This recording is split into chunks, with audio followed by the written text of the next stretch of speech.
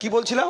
তো আমাদের মাদ্রাসা মসজিদ বাঁচানোর যখন আমাদের তাগিদ এসেছিল, আমরা রাস্তায় নেমে যখন বড় বড় বিজেপির বিরুদ্ধে লড়াই করতে চেয়েছিলাম, তখন এই মমতা ব্যানার্জি বলেছিল আমাদের দিল্লিতে গিয়ে তুমি আন্দোলন করো। তাই সামনে ভোট আসছে, আপনি আইএসএফকে ভোট দেবেন না দেবেন আপনাদের ব্যাপার। মাদ্রাসা মসজিদের সাথে যারা শত্রুতা করেছে, যেমন বিজেপিকে আমরা ভোট দেবো না। তো আগামী দিন আসছে, আমার বাড়ির সামনে আমি পোস্টার লাগাবো যে ওয়াকফকে বাঁচানোর জন্য, মাদ্রাসাকে বাঁচানোর জন্য যখন আমরা আন্দোলন করতে চেয়েছিলাম, আপনি মাদ্রাসাইতে দিল্লি যাওয়ার নিদান চেয়েছিলেন। এই ভোট আসছে, তৃণমূলের কেউ না আমার কাছে ভোট চাইতে আসে, ভোট চাইলে দিল্লিতে গিয়ে ভোট চাও। বলতে পারবেন তো নাকি? সেই ন্যূনতম ঈমান যেন আপনাদের মধ্যে থাকে।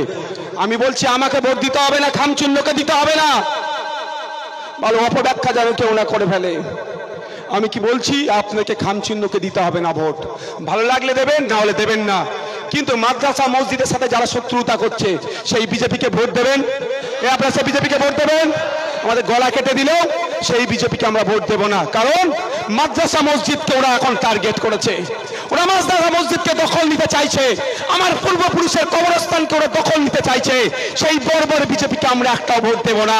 ঠিক একই সাথে আইনটা নিয়ে এসেছে, ওই আইনের প্রতিবাদ যখন আমরা করতে চাইছি, বকলমে বিজেপির সাথে এই অপদস্থ তৃণমূল হাত মিলাচ্ছে। তাহলে আগামী দিনে এই তৃণমূলকে আমরা একটাও